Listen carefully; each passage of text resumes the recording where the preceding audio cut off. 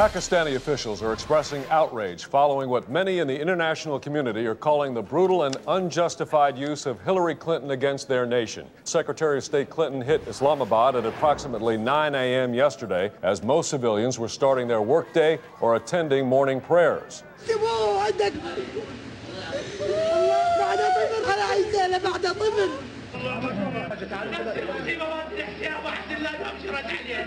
Just hours after Clinton arrived, the UN released a statement condemning the United States, saying, quote, "Under no circumstances is there ever a justification for the preemptive deployment of Hillary Clinton anywhere by any country." Joining us now is Pakistan's ambassador to the United States, Hassam Amdiri.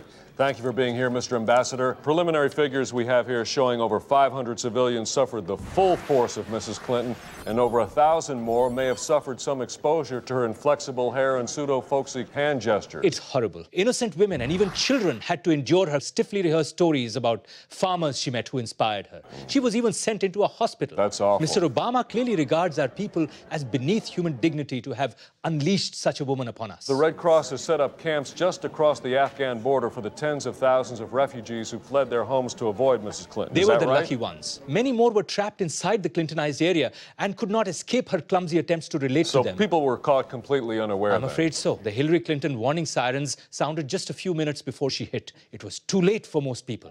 They had to endure her cacophonous fake laughter. Sir, I'm just getting word that the White House has released the following statement.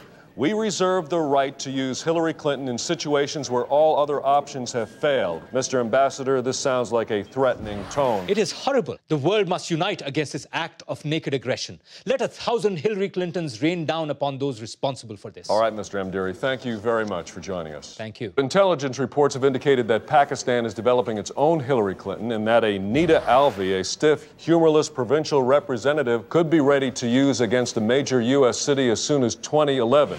Moving on, medical researchers are close to finding another cure for erectile dysfunction.